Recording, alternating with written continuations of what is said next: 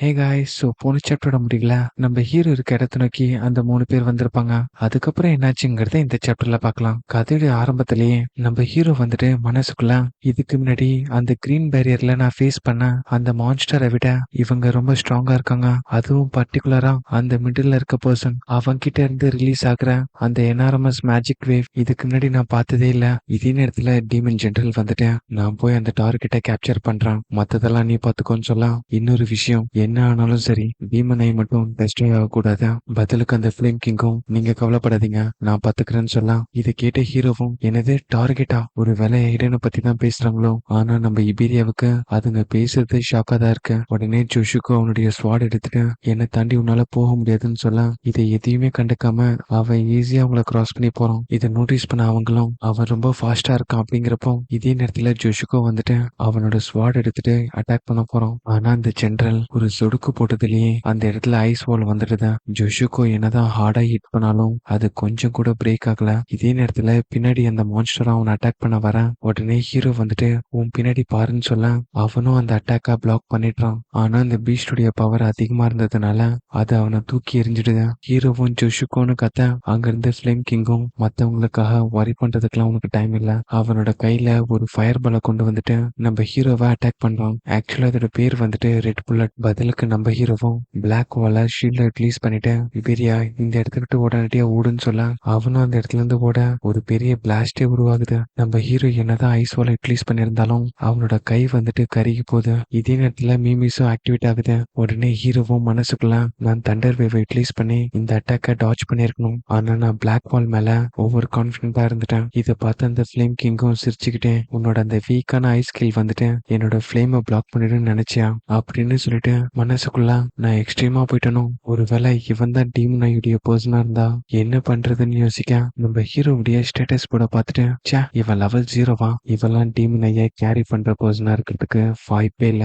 இந்த இடத்துலயே இவனை பர்ன் பண்ணி கதையை முடிக்கிறான். உடனே நம்ம ஹீரோவும் அந்த இடத்துக்கு உல்ஃப சமன் பண்றான். இதை பார்த்த ஃபிளேம் கிங்கும் ஒருத்தனை எதிர்த்து 2 பேரா, இந்த மாதிரி நீ 10 பேரை சமன் பண்ணாலும் உன்னால என்ன பீட் பண்ண முடியாது. உடனே ஹீரோ வந்துட்டு நான் உன்னை நம்பிதான் இருக்கேன், எய்டனை ப்ரொடெக்ட் பண்ண வேண்டியது உன் வேலை அப்படின்னு சொல்லும் போதே அந்த ஃபிளேம் கிங்கும் அட்டாக் பண்ண நம்ம ஹீரோ அதை டாச் பண்ணிட்டோம். அது மட்டும் இல்லாம அந்த உல்ஃப் வந்துட்டு டார்கெட் பக்கமா போறதை கவனிச்சுட்டு நீ என்ன தனியா ஃபேஸ் பண்ணலாம்னு நினைக்கிறியா அப்படிங்கிறப்போ இவன் என்ன ரொம்ப வீக்கான பர்சன் நினைச்சிட்டு இருக்கான் போல. இதை அப்படியே நான் மெயின்டைன் பண்ணனா அவன் என்ன உடனே கில் பண்ண மாட்டான். இதன் மூலியமா என்னுடைய அனலைஸ் ப்ராசஸ் வந்துட்டு கம்ப்ளீட் ஆகிறதுக்கு எனக்கு டைம் கிடைக்கும். ஆனா நான் வந்துட்டு ஒரு கோலை மாதிரி நடிக்க மாட்டேன், அதுவும் ஒரு டிசாஸ்டர் பீஸ்டுக்கு முன்னாடி அப்படின்னு சொல்லிட்டு என்ன உன்னால அவ்வளவுதான் முடியும் போல, நான் தான் ரொம்ப எக்ஸ்பெக்ட் பண்ணிட்டேன். இதை கேட்ட இந்த ஃபிளேம் கிங்கும் இவ்வளவு வீக்கா இருந்துட்டு என் முன்னாடி இப்படி பேசியிருக்க கூடாது, உன் கூட கொஞ்ச நேரம் விளையாடலாம் தான் பார்த்தேன், ஆனா நீ என்ன ரொம்ப கடுப்பேத்திட்டேன், அதனால என்னுடைய மைண்டை நான் சேஞ்ச் பண்ணிக்கிட்டேன், உன்னோட கதையை இங்கேயே முடிக்க போறேன் அப்படின்னு சொல்லிட்டு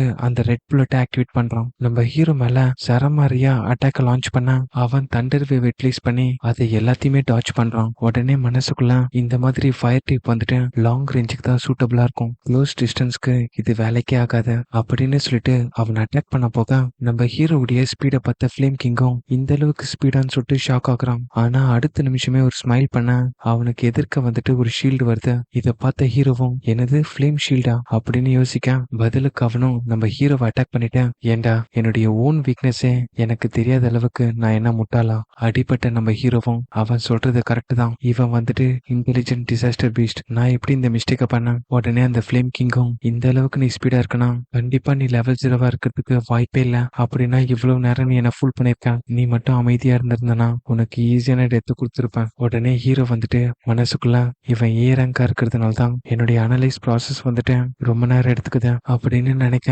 இங்கேயும் இந்த சாப்டர் முடியுது. அடுத்த சாப்டரோட ஆரம்பத்திலேயே எய்டன் இருக்க அந்த வேர் ஹவுஸை தான் காட்டுறாங்க. அந்த இடத்துக்கு வந்த ஜெனரலும் இது வரைக்கும் 3 யூனிக் கர்மா டூலும் 16 எபிக் கர்மா டூலும் அது மட்டும் இல்லாம கவுண்டே பண்ண முடியாத அளவுக்கு ரேர் டூல கிரியேட் பண்ணிருக்கேன். இங்க இருக்க 5 கான்டினென்ட்லயே எக்ஸலண்டான கிராஃப்டர் நீ மட்டும்தான். இதை கேட்டு அவரும் என்னுடைய பழைய அச்சீவ்மெண்ட்டை பார்த்துட்டு என்னை கில் பண்றதுக்காக வந்திருக்கியா, பதிலுக்கு அவனும் கவலைப்படாத, எந்த ஒரு யூஸும் இல்லாம உன்னை கில் பண்ண மாட்டேன். பதிலுக்கு அவரும் அச்சச்சோ ஆனா யார் கீழயும் வேலை செய்ய எனக்கு பிடிக்காத அப்படின்னு சொல்லிட்டு அங்க இருந்து ஒரு கத்தி எடுக்க ஃபிராக்ஷன் ஆஃப் செகண்ட்ல அவரை ஃப்ரீஸ் பண்ணிட்டான். இதை நோட்டீஸ் பண்ண அவரும் என்னோட என்டையர் பாடியையும் இவன் ஃப்ரீஸ் பண்ணிட்டான், அதுவும் வித்தின் செகண்ட்ல. கண்டிப்பா இவன் வந்துட்டு ஒரு ஏ ரேங்க் இல்லைன்னா அதுக்கும் மேலதான் இருக்கணும். உடனே அந்த ஜெனரலும் ரொம்ப முயற்சி பண்ணாத, இங்க நீ உயிரோட இருக்கணுமா சாகணுமாங்கிறத நாங்க தான் டிசைட் பண்ணணும். இது எல்லாத்தையுமே அங்க ஒளிஞ்சிட்டு இருக்க இபேரியாவும் கேட்டுட்டு தான் இருக்கான். இவன் பேசுறத வச்சு பார்த்தா என்னுடைய டேடா கிட்னாப் பண்ண போறான். இப்ப நான் என்ன பண்றது? பேசாம சர்ப்ரைஸ் அட்டாக் பண்ணிடவா அப்படின்னு யோசிக்கும் போதே அவனை ஏதோ ஒண்ணு வேகமா கிராஸ் பண்ணி போகுது.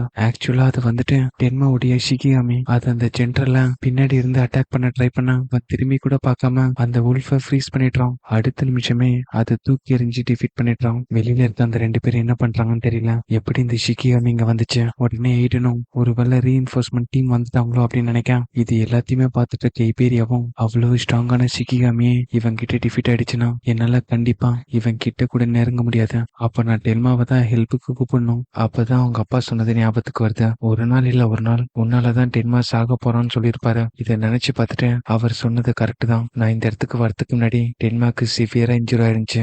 இன்கேஸ் டென்மானால முடிஞ்சிருந்தா அந்த உல்ஃப்க்கு பதிலா அவனே இந்த இடத்துக்கு வந்திருப்பான். இப்போ நான் வெளியில போய் டென்மாவை கூப்பிட்டேன்னா அது அவனுடைய சுச்சுவேஷனை இன்னும் ஒஸ்டா மாத்திடும். கண்டிப்பா அது சரியான ஆப்ஷனா இருக்காது. அப்ப எனக்கு வேற வழியே இல்ல. நான் தான் என்னுடைய அப்பாவை காப்பாத்தி ஆகணும். எனக்கு இருக்க ஒரே ஆப்ஷன் அந்த டிராகன் கியர் தான். அதை கண்டிப்பா அவர் பெட்டு கடியில் தான் வச்சிருப்பாரு அப்படின்னு சொல்லிட்டு அதை எடுக்கிறதுக்காக ஓட ஆரம்பிக்கிறான். இதை நோட்டீஸ் பண்ண அந்த ஜெனரலும் இவ்வளவு நேரம் இங்க யாரோ ஹைட் பண்ணிட்டு இருந்திருக்கான். ஆனா அவன் உன்னை காப்பாத்துறதுக்கு பதிலா இந்த இடத்தை விட்டு ஓடிட்டான். சரியான கவர்டா இருப்பான் போல. உடனே எய்டனும் அது இபேரியா தான் நல்ல வேலை பண்ணான். இன்கேஸ் ஜோஷுவா டென்மா 2 பேரும் டீம் அப் பண்ணா கூட இவனை டிஃபீட் பண்றது கஷ்டம் தான். இதே நேரத்துல அந்த ஜெனரலும் எய்டனை கேப்சர் பண்ணிட்டு போயிட்டான். இதே நேரத்துல அந்த ஃபிளேம் கிங்கும் நம்ம ஹீரோவை சிவியரா அட்டாக் பண்ணிருப்பான். பதிலுக்கு அவனும் அந்த பர்னான காலர் ஃப்ரீஸ் பண்ணிட்டு இப்போ என்னால ஓரளவுக்கு ஓட முடியும்னு சொல்லிட்டு தண்டர் வேவ் யூட்டிலைஸ் பண்ணி அவனை நோக்கி ஓட ஆரம்பிக்கிறான். அது மட்டும் இல்லாம ஆப்போனன்ட்டுடைய அட்டாக்கை டாச் பண்றான். பதிலுக்கு அவனும் நீ எவ்வளவு நேரத்துக்கு தான் டாச் பண்றன்னு சொல்லிட்டு அவனுடைய 2 கையை யூட்டிலைஸ் பண்ணி நிறைய ஃபயர் பிளட்டை நம்ம ஹீரோவை நோக்கி லான்ச் பண்றான். அவன் ஆல்ரெடி இன்ஜூர் ஆனதுனால எல்லாத்தையுமே அவனால டாச் பண்ண முடியல. ஒரு வழியா அனலைஸ் ப்ராசஸ் வந்துட்டு 98 ரீச் பண்ணிட அவனோட உடம்பு முழுக்க பேர்ன் ஆகி கிடக்க. ஆக்சுவலா இந்த ஃபிளேமை பார்க்கும்போது அவனுடைய அம்மா ஞாபகம் தான் வருது. கடைசியா அந்த ஃபிளேம் கிங் வந்துட்டு ஃபைனல் அட்டாக்கா அந்த ரெட் புல்லட்டை லான்ச் பண்றான். ஆனா அதுக்குள்ள அனலைஸ் கம்ப்ளீட் ஆகிட்ட அந்த லோட்டஸ் நம்ம ஹீரோவை கவர் பண்ணிடுது. ஆக்சுவலா இந்த வாட்டி நம்ம ஹீரோவுக்கு நியூ ஸ்கில் கிடைக்கல. அதுக்கு பதிலா அந்த பிளாக் வால் வந்துட்டு லெவல் இன்க்ரீஸ் ஆகுது. அடுத்த நிமிஷமே நம்ம ஹீரோ ஃபுல்லா ரெக்கவர் ஆகிட்ட. நான் மட்டும் க்ளோஸ் ரேஞ்சை ரீச் பண்ணிட்டேன்னா அவனோட கதை வந்துட்டு என் கையிலேயே முடிஞ்சிடும். உடனே வெளியில இருக்க அந்த ஃபிளேம் கிங்கும் அதுக்குள்ள இருந்து வெளியில வந்த உடனே உன்னோட பிளே டைமை நான் முடிச்சு வைக்கிறேன்னு சொல்ல நம்ம ஹீரோ ஃபுல்லா ஹீல் ஆனதை பார்த்துட்டு ஷாக் ஆகுறான். வெளியில வந்த நம்ம ஹீரோவும் நான் ஃபர்ஸ்ட் எய்டனை தான் சேவ் பண்ணணும்னு நினைச்சேன். ஆனா உன்னுடைய ஃபிளேம் வந்துட்டு எனக்கு வேற ஒரு விஷயத்த ஞாபகப்படுத்திருச்சு. இப்போ என்னுடைய மைண்டை நான் சேஞ்ச் பண்ணிக்கிட்டேன். ஃபர்ஸ்ட் உன்னை கிரஷ் பண்ணிட்டேன். மற்ற வேலையை அப்புறம் பாத்துக்கிறேன்னு சொல்ல இங்கேயும் இந்த சாப்டர் முடியுது. அடுத்தடுத்த சாப்டர் பாக்குறதுக்கு இந்த வீடியோக்கு ஒரு லைக்கை போட்டு நம்ம சேனலை சப்ஸ்கிரைப் பண்ணிக்கோங்க. அடுத்த சாப்டர்ல உங்களை சந்திக்கிறேன்.